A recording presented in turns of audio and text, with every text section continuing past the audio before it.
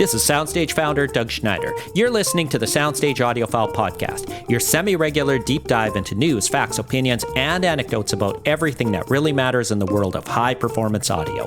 Hosts Brent Butterworth and Dennis Berger have more than 5 decades worth of audio product testing experience and a few hours of podcasting experience as well. Now, here's Brent and Dennis.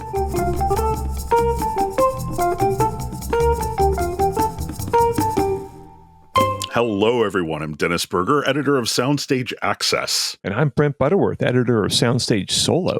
And we both write for the SoundStage Network, which is a collection of 9 microsites that cover all sorts of topics in audio. From Brent, you write about $17 headphones up to headphones that cost thousands of dollars. We have very high-end sites. We have sites that cover connected audio. I write about high-value audio. So we cover everything pretty much across the board. But why are we here today, Dennis? We are here to talk about what's interesting to us in the world of audio right now, including one topic that is sort of setting the audiophile world on fire right now, which is what's being dubbed MoFi-gate. We're only going to be able to scratch the surface here, but the short version is there's been a bit of controversy about Mobile Fidelity and how they are producing their vinyl records. So we're gonna dig into that and give our thoughts. What do you want to talk about, man? So Stereophile, leading high-end audio magazine, publishes on their website, they publish old reviews a lot of times that they did 30 years ago or so. Mm-hmm. And they published one that just shocked me. It's a review that was published in 1991 by Robert Harley, and they just republished it. And it's of the Monitor Audio Studio 20 loudspeaker. And as I read it, it just made me realize how far speakers have come since then in every conceivable way. So we're going to talk about that, and I have some things to say. So, I am very surprised. What are we wrapping up with? I want to dig into a story over on SoundStage Experience by James Hale. The title of this is the iFi Audio Zen One Signature and Go Bar Open the Door to Charles Lloyd's Chapel. Okay. One of those products in particular, the Zen One Signature, is a DAC that I reviewed a few months back. After having asked the question, why would anybody buy a DAC? I went and bought a DAC. And it just so happened to be the DAC that is discussed in this story. So we're going to dig into that a little bit and talk about why. Cool. But before we do, we need to talk about MoFi-gate, because I don't think we could be taken seriously as an audiophile podcast unless we dig into the topic that is setting the audiophile world on fire. People are calling it MoFi-gate.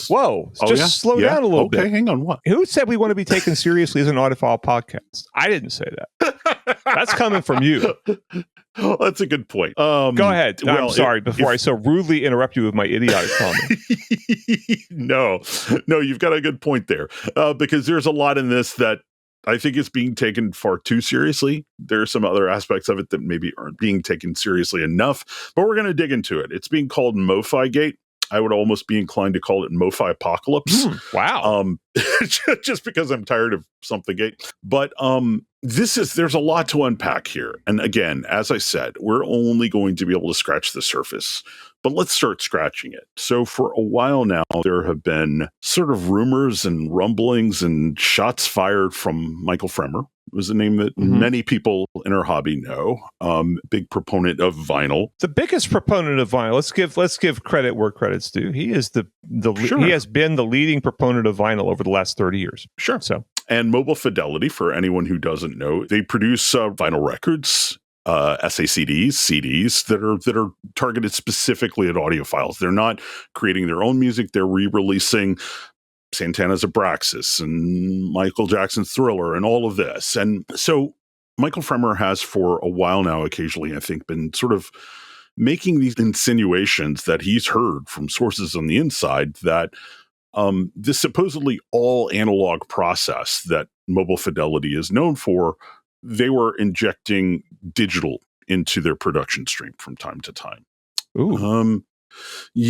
Following that up, a gentleman known as Michael Esposito with the In-Groove basically went to them and went to the studio, brought his cameras, did an hour-long interview in which they said, Yeah, I mean, basically, we're taking and making 4x DSD copies of the original master tapes, and that's what we're cutting our lacquers from. And then Michael Fremer and Michael Ludwigs, also known as Michael 45, he's with 45 RPM audiophile, did a follow-up video to that, basically just nailing Michael Esposito to the wall for not nailing the guys at MoFi to the wall. They almost went so far as to calling for this guy's arrest. I mean, it was just the biggest scandal in the world. But, and, you know, I'm exaggerating a little bit, but not much.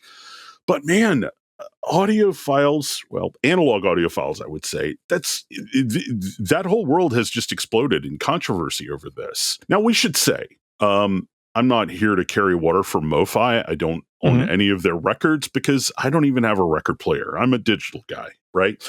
But MoFi has sort of for years now been spelling out the steps in their production process. Yeah. But if this is true, they've been leaving out a step, this conversion to DSD, 4x DSD. A lot of people are saying that that's dishonest. A lot of people are saying that doesn't matter because you guys have been raving about MoFi for years, and if it really made a difference, you would have heard it by now. Other people are saying, well, I did hear it, and I've been saying all along they're garbage, and I can find no evidence for that. But it's this big brouhaha that is, to me, again, a lot of opinions being thrown around that sort of miss the point, in my opinion. But our good friend Steve Guttenberg just weighed in this morning. Steve Guttenberg being one of the leading audio stars on YouTube. Absolutely. The audiophiliac. So Steve chimed in with a video called Mobile Fidelity Sound Lab Vinyl, oops, ! Where basically he's saying, yeah, these things sounded great yesterday. They sound great today. Why do we care if they were ever digital? So I've been yapping enough, man. What do you think about all of this? I think that these guys have a point because, look, if the digital conversion is done right, there's not a chance at all that these people could pick it out in an ABX test. Because digital, if it's done right, is transparent, okay? And there's a million listening tests that have proven this. However, I understand the purist aspect of it, and I think that's perfectly fine. If you want to feel like, you know, this is absolutely pure. It's sort of like people that want to cook meat that's never been frozen. I mean, it might be better, but there's a lot of meat's frozen. And, you know, fish is, mostly frozen at some point. Even high-end sushi is mostly frozen at some point. So but I understand that sentiment, and if they've been paying for these things in the expectation that they are pure analog and they're not, that's a giant, giant, giant problem, whether or not they can hear the difference, which they probably can. And Steve's right. You know, I have not heard this particular, the releases in question, but I'm sure they sound great. I'm sure that, you know, the quality of the sound you get is going to depend on your system and your setup, not on, you know, which slightly different, barely at all different version of a record that you listen to. So I think I also want to point out, this has nothing to do with music. Okay, this is more of a collector, sort of thing. And so I always say, if you want to get closer to Kind of Blue, if you want to really dig deep into Kind of Blue, don't go buy some fancy release that sounds slightly different from other things you've heard. What you want to do is go buy a book called Kind of Blue, The Making of the Miles Davis Masterpiece by Ashley Kahn, who's a very famous jazz writer. And he digs really, really deep into all of the you know, how Miles evolved to get to Kind of Blue and how it was made and how the different players reacted to it and all that kind of thing. You will have a deeper appreciation of Kind of Blue. No question about it. Whereas buying yet another copy of Kind of Blue that's barely any different will not give you more appreciation. And I also want to rant here and say I've read too many writers, you know, especially from the audiophile side, who are not necessarily super hardcore music people. I've read too many of them inaccurately describe, you know, the concept behind Kind of Blue is that it's, you know, modal playing, right? And modal jazz. And I've read so many writers, even leading jazz writers, describe that inaccurately. And I'm not being pedantic here because the concept is simple. I understood this as a 16, 17-year-old guitar player. And, it's just not that hard. If you've ever actually played jazz at all, and you look at like iReal Pro, which is the iOS and Android app that jazz players use to give them chord changes and things, you can look at these tunes in iReal Pro and go, oh, I get it. And yet so many writers describe modal improvisation. They describe what they think is Miles is doing, but it's actually stuff that Charlie Parker and Coleman Hawkins and people like that were doing. So read this book if you want to get into kind of blue. All right, I'm off my soapbox. Well, I'm not a musician. I play a rhythm guitar very badly, so I'm not as into that aspect of it as you are. But I will say, to me, I realized a long time ago, and this is just me speaking personally for myself, that a lot of these audiophile re-releases, there's an Emperor's New Clothes aspect to it. Like most middle-aged white men, I really like Steely Dan's Asia, right? And I have unfortunately spent stupid amounts of money on Japanese imports of Asia and SACD releases of Asia and all of this. And when it comes right down to it, the absolute best sounding version of that album is like the original recordings remastered version. Like, I think it was the first version to ever come out on CD. Like, it blows all of them away. And it's just like, that's just like the bog standard CD release from the 90s. And it's the best. It's got a little more impact. It's got a little more dynamics. It's just, it overall sounds better. It's a more pleasing sounding version. But I'll say this, even though I am not in that domain of the people who are buying these specific audiophile re-releases, there's one gentleman in particular who runs a channel dedicated to them. I would say his opinion on this whole MoFi-gate kerfuffle probably hit me harder than any of the rest. And really, what did he say? He's a YouTube user called Poetry on Plastic. His name is Michael Johnson. Everybody's like, if your name is not Michael, you have nothing to say about this. We got Michael Esposito, Michael Fremmer, Michael Ludwig, Michael Johnson. But anyway, Poetry on Plastic. So Michael Johnson. All young people, all young would-be vinyl experts that want to get on YouTube or write or something like that. For step one, change your name to Michael. Yeah, although this kid's like 12 or something like that. He writes for Audiophilia. He had a really, really good summation of all of this. And the story that he led off with was about Beethoven and how a lot of people sort of mistakenly thought that he was a von and not a van. And that was, at the time, that was a very big difference, right? If your last name was Van something, well, that meant one thing. If your name was Von something, well, that meant you were probably aristocratic, or you came from money or something like that. So Beethoven just let people think that his name was von Beethoven, even though it was Van Beethoven, which, it would be kind of like if in the course of this podcast, I kept claiming that, Jaco Pastorius was your dad and you never corrected me on it. Right. In that case, you're kind of letting people think Jaco's your dad. And he made the point. That's kind of what Mobile Fidelity is doing here. They've never claimed that digital was not part of their process. Yeah. But all of the other people who've read their literature, they did nothing to correct them. Furthermore, so they're dead in the water as far as I'm concerned, because like they could have come out and made a case and said, hey, we're doing this as a process and we're doing it this way with the utmost of care. And here is the technical reason why we're doing it and blah, blah, blah, blah, blah. And we think this will actually give you better fidelity than running an old tape that's been baked 1,000 times and is falling apart. Yeah. I mean, I'm a Corvette guy, and like for Corvette guys, matching numbers cars are just like the holy grail. If the number stamped on the engine matches the number stamped on the frame, well, that's a matching numbers car, right? And that is, you're going to pay a lot more for that, even if it's, if you took an identical engine from another car made the exact same year and put it in, a different Corvette of the same year, all of a sudden the value of that car drops immensely. And when you've got people paying $2,500, $3,000 for a pressing of MoFi's Abraxas, based on the mistaken belief that every step of its production was analog, that like literally the lacquer was made from the master tapes, and they can't do that again without great expense or without degradation of the master tapes. And so therefore, I'll pay $2,500 for this record pressing. Well, big problem. I think that person, look, you could argue all you want about the validity of paying $2,500, $3,000 for a record.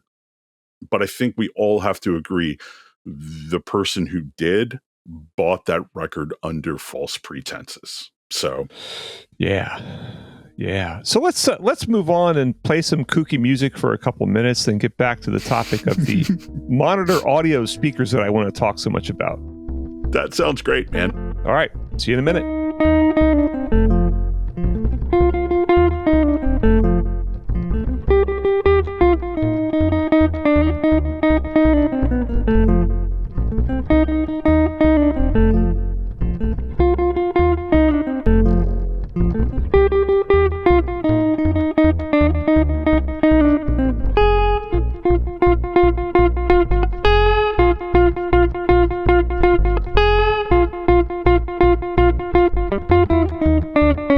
And we're back. This is the SoundStage Audiophile podcast. I'm Brent Butterworth. And I'm Dennis Berger. And so we're going to talk about a topic that came about because I was reading Stereophile magazine publishes a lot of their old reviews, republishes them. And they just republished one that was from 1991, and it's of the Monitor Audio Studio 20 loudspeaker. And I looked at this by Robert Harley, who used to write for Stereophile, now is an absolute sound editor. And I looked at this and I just thought, I wonder, and I was a Stereophile reader at the time. I would have read this review in its original version. And I thought, I wonder what this was like back then. And I wonder, back then I really didn't know much about speakers. And I wonder what my reaction to this would be now that I, know a lot about speakers, if I do say so myself. But let me see what this looks like. And I was looking at this and I was completely shocked by a zillion trillion things in this. And it shows just how much speakers have changed in the last, 30 some odd years since then. It's just shocking how, look, Monitor Audio is a great brand. Monitor Audio's been one of my favorite brands for a long time. If you go buy their new stuff, I've been recommending their stuff for a couple of decades now. And because it's just it's nice stuff, straightforward engineering, no nonsense. That's why it was shocking to me to see this, because this is not that. This was done before all that, before most of that National Resource Council research came out of Canada, before all those guys went to not all those guys, a couple of those guys went to Harman and completed that research and presented it all and codified it. And back then, people didn't know a lot about how speakers work or what they were supposed to do, and they also tended to follow fads. So this thing it's a floor standing speaker. It has a 6.5-inch woofer and a 1-inch tweeter.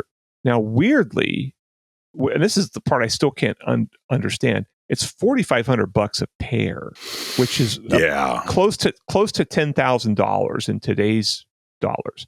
And you can go buy. Let's put that in perspective, by the way, because one of the absolute finest loudspeakers that I heard last year in 2021 was the Monitor Audio Silver 300 7G. Okay. We always joke about, oh gosh, it was so hard. Look, no, my heart broke when I boxed these things back up and sent them back, and they're $1,300 a piece, so $2,600. You could buy 4 of those, for the cost of the. That's that's a 3-way speaker, right? That is a 3-way speaker, yes, and this is just a 2-way. Not only one of the finest speakers I've heard in recent years, also just one of the most beautifully built. Just the fit and finish on this thing, the feet, the construction of the surrounds, just everything about it just screamed luxury, and it's $1,300. So, yes. Yeah, made in China, right? I assume? Probably. Would have to be. Have to be. This is made, now granted, these are made in England, which of course cost more.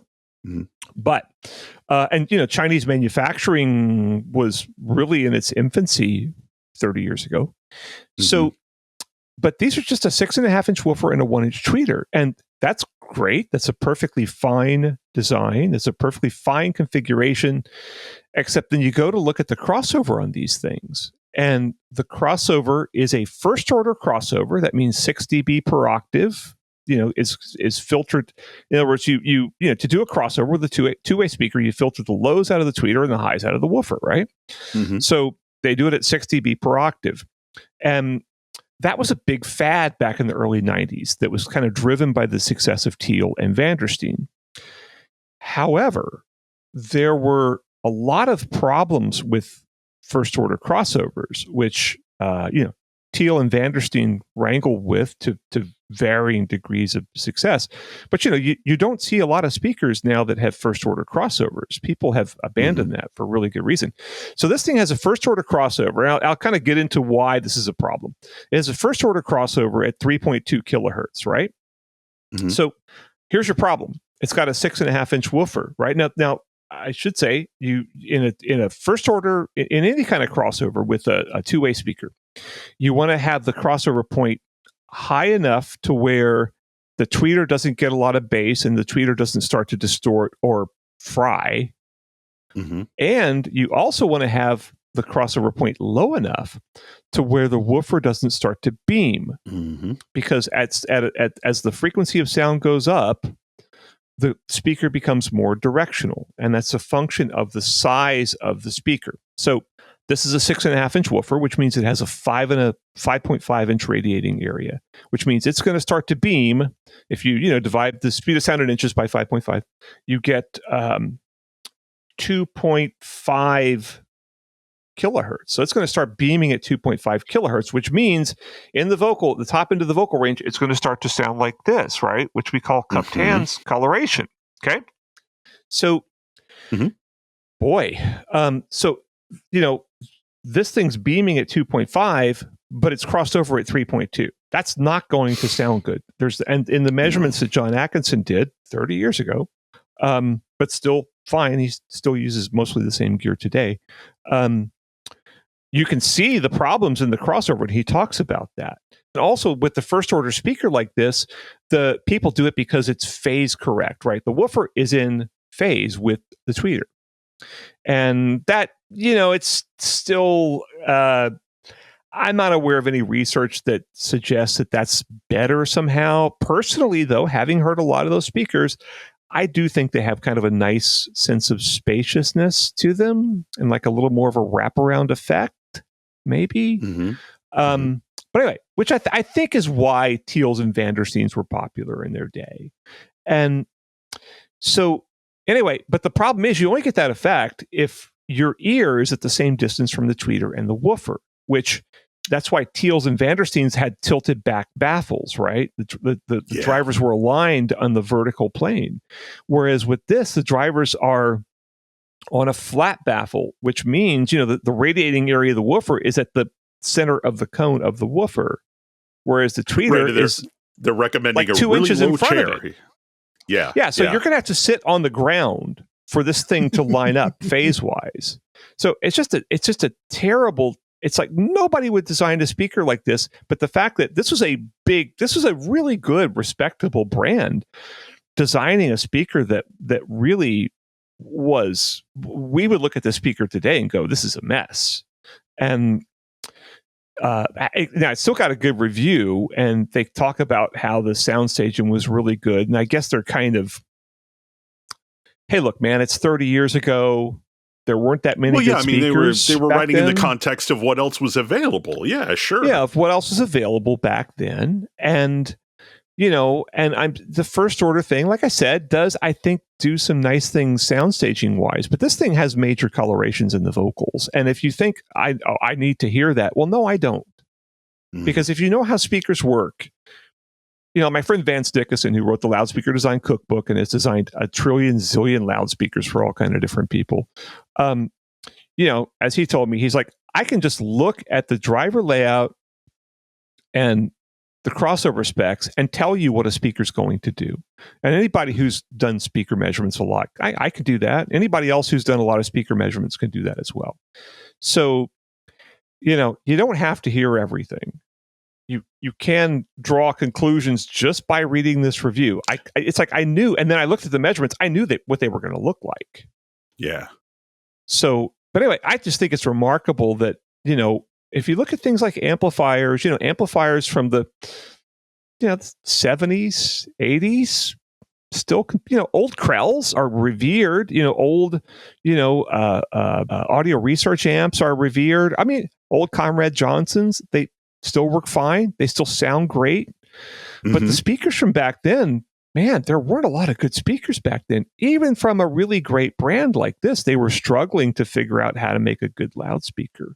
Now, this would be a great loudspeaker if you put a real crossover in it. I think one of the biggest surprises for me was just the level of resonance in the tweeter. I mean, that's astounding. It's like, how did they not hear that, even given the other limitations of the time? Well, maybe that's what they heard, because sometimes resonance, if it's in the right place, sometimes resonance can make stuff sound more spacious. I mean, we see this with my headphone measurements on SoundStageSolo.com, where a lot of these planar magnetic headphones have a lot of resonances in the upper mid-range and lower treble.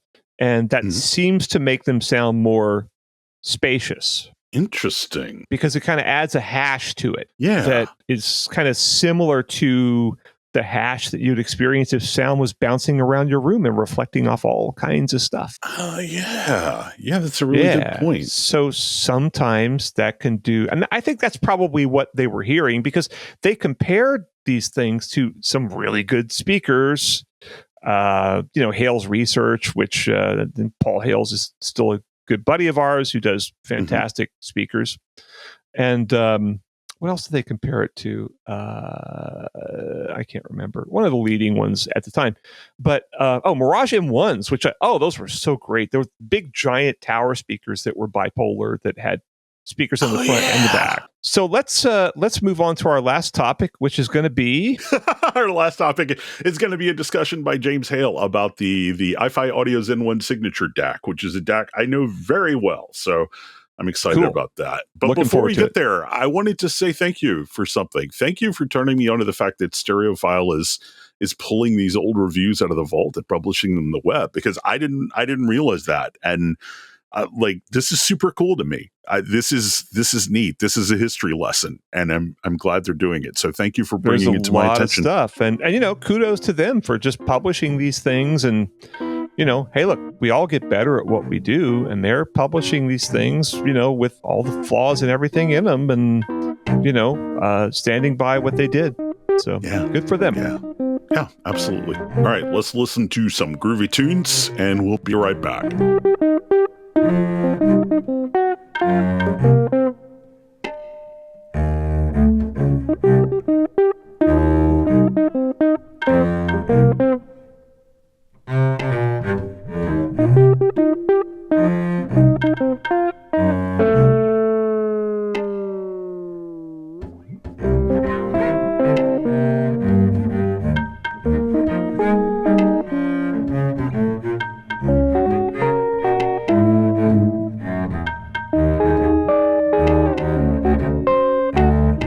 Welcome back to the SoundStage Audiophile Podcast. I'm Dennis Berger. And I'm Brent Butterworth. And in our final segment today, we are going to dig into a piece from SoundStage Experience. It is it's James Hale's Art+Tech column. And this month, he has a column called the iFi Audio Zen One Signature and Go Bar Open the Door to Charles Lloyd's Chapel. So one of the two products that he's talking about in the headline, the Zen One Signature DAC, is a DAC that I recently reviewed on SoundStage Access. And so after I did that review, James got a unit. He didn't get the one that I reviewed because I bought the one that I reviewed, but he got one and sort of, did an exploration of that DAC and sort of talking about his experience with it, listening to this Charles Lloyd album. But I thought it was interesting. the weird thing is it's there's a phenomenon called sort of the zeal of the recent convert, and I've become so enamored with iFi, mostly as a result of this DAC, that I was just excited to see somebody else excited about it too. So that's why I was sort of drawn to it. But what stood out to you most about this piece? So to me, I don't know. I guess I look at it's kind of cool that this thing is $329, and there's so many DACs out there that are $1 gazillion, and yet this actually has more features than a lot of more expensive DACs, including Bluetooth. So you can Bluetooth into it and then use this as a Bluetooth adapter for your high-end stereo system. To me, what's special about it is, iFi makes the claim that like this is the only DAC you really need, right? Like, well, I think what their claim is why would you need any more than this DAC? I think I kind of agree with that. I have put this DAC against sort of the DACs built into some $6,000 gear. I couldn't hear any difference. It's got a lot of format support. It's got Bluetooth built in, which is really cool. It's just kind of, if you need to get a digital signal, be it, wired or wireless, into a component, why wouldn't you have this thing? And ultimately, that's sort of what prompted me to buy the thing after I did this big column, and after you and I did an entire podcast about why would you buy a standalone DAC? Well, I think a lot of the reason for that skepticism was a lot of standalone DACs don't do this much for this little money, and they don't sound any better than the DACs built into your gear. This one, just kind of does everything you could want it to, including some things I don't want it to do, like MQA, but it's $329. So now, I've got more leeway to review all analog pieces of gear without jumping through hoops to get a digital signal to it, because I don't have a lot of analog sources, but I don't want that to keep me from being able to review, an integrated amp that only has analog inputs. Well, add this thing to it, and you've got all the digital connectivity you could need. And so, did you use the Bluetooth, and was that cool? I've used the Bluetooth a lot, and the Bluetooth sounds amazing. That sounds fantastic. That sounds great. In fact, for another publication, I recently did a roundup of Bluetooth receivers, and I used this as my reference, right? And what's interesting is the only other Bluetooth receivers that kept up with it were also ones from iFi. So one of them, Zen Blue V2 or something like that, it's like $180. I could not get far enough away from my house to where I would lose the signal without going completely off my property. So just building some really, really cool stuff. Yeah, like my stereo listening room is all the way at the front end of my house. I could go all the way to the back corner of my backyard with my phone connected via Bluetooth to this thing, and it's still rocking. It's still playing. It's not skipping a beat. So that's pretty amazing. So the application for that is if your wife is listening to music off of your phone, and you go off and mow the lawn, you don't have to leave your phone where your wife can get your phone and start looking through your phone. To me, the more practical. Is that the killer app for this sort of long range Bluetooth? I can't think of another reason. To me, a more practical application would just be a receiver with that much signal strength is probably going to be less susceptible to noise from microwave ovens and refrigerators and things like that, which it turns out in the course of my testing of Bluetooth receivers was more of an impediment on any, like a lot of these receivers, I couldn't walk past my refrigerator without the signal dropping out. So I'm going to say, the advantages of having, my refrigerator's got Wi-Fi built in. So I'm going to say the advantage of having that much Bluetooth range is just you're less worried about interference and things like that. Oh, and I got to say, this thing has every Bluetooth codec I can think of in it, including the really high resolution ones like aptX HD and LDAC. So you can get really, really, really high quality streaming from this on Bluetooth off of your phone. No matter what your phone is, basically. Yeah. No matter what kind of phone you have, it's adaptable. It's got some of this stuff in it, probably.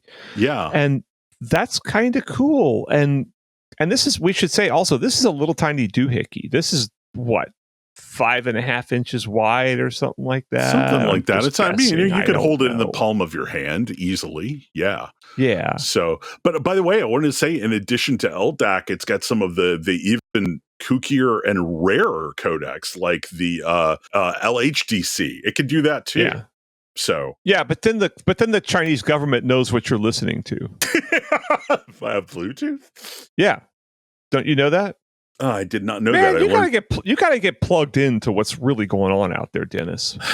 Man, I'm just worried about whether MoFi is using DSD in their production process. I can't be bothered with all the rest of this crap.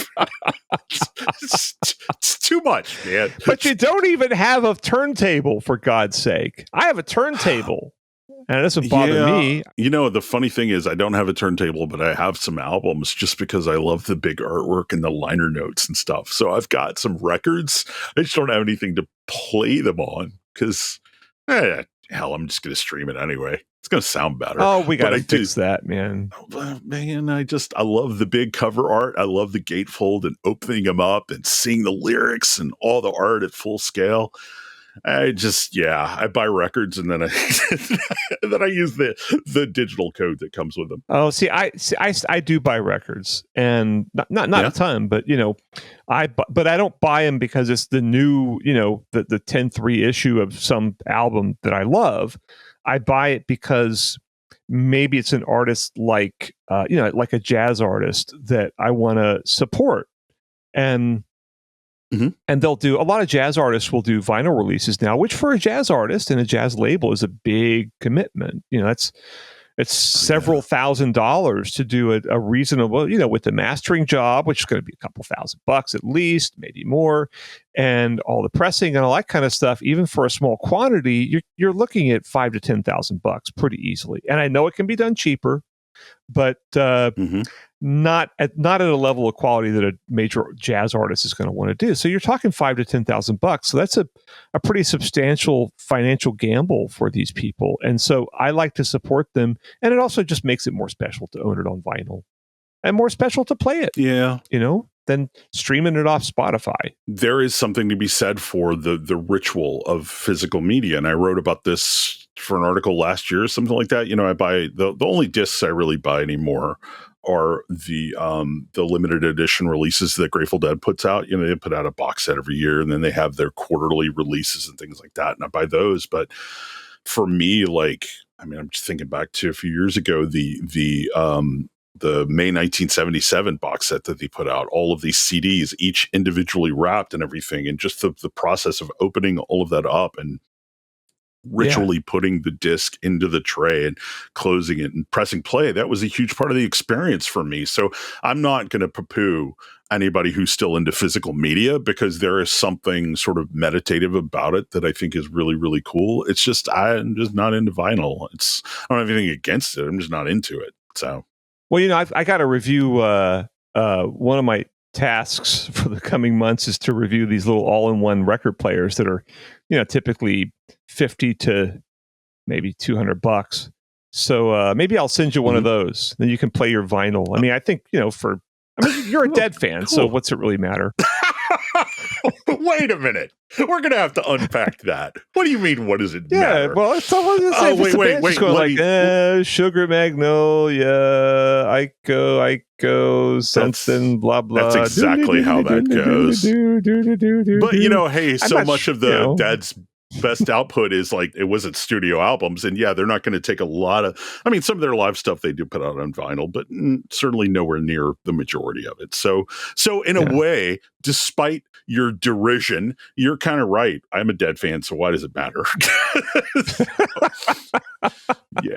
You were accidentally correct, sir. All right, hey, let's wrap this thing up, man. All right, then. You want to do some credits? I do, and we have an extra special credit to give because last episode we kind of threw it out to listeners to suggest the name for since we don't always know if Dennis or I is going to do the actual production, we thought maybe we'll just come up with a name, kind of like like Macklin Music or something like that, that would just imply both of us. So listener Carnell Greer contacted us just this morning and suggested that we say podcast mixed by Butterburger Productions. And so we're going to go with that. Since that way we don't have to say who's actually doing the mixing. Yeah, he texted me the same, and he said we should probably check with Culver's first. Do you know what Culver's is? I don't. Okay, I'm Googling it now. Oh, it is it's a fast food chain in the Midwest. Wait. So it's a burger joint housed in Wisconsin. What the heck do Yankees know about making burgers? I don't care to check with them. So we're just going to go with it. We're Butterburger now. Okay. Butterburger Productions. Yes. And I think we're going to use some of my own musical compositions this time to avoid any possible copyright whatever. Yeah. And, we should say that we're part of the SoundStage network. Anything else? That's all. Anybody else need to give a shout out to? We should do a little bit of housekeeping real quick, by the way. We should say that if you're listening to us on YouTube, you're a couple of weeks behind. So Doug, our founder and publisher, posts new episodes on all of your podcatchers of choice, and also at soundstage.life. But when a new episode comes out, he takes an old episode and publishes it on YouTube for the people who don't do, podcasting any other way. So if you're seeing a new episode on YouTube right now, just know that you're, a couple of weeks behind it. There's an even newer episode on Spotify and iTunes and all of the other places like that. So so you can get your fix like right after you listen to this one. You can get your fix with another new one. Oh yeah, man. But then you're gonna have to deal. But then you have the colossal letdown of then you got to wait another week. Yeah. Well, it's the time traveler's paradox. That's what that means, 2 right? weeks. It's every 2 weeks. Yeah, you got to wait 2 weeks. This is worse than Netflix or something. Although I have to say we might not make that 2 week next time because I have got pretty massive surgery coming up. So I don't know quite when we're going to be able to record again, but it will be as soon as I am physically capable. Okay. Everybody wish Dennis well. Thanks, man. And we'll see you, whenever that is, in a few weeks, I guess. Okay. Bye. Bye.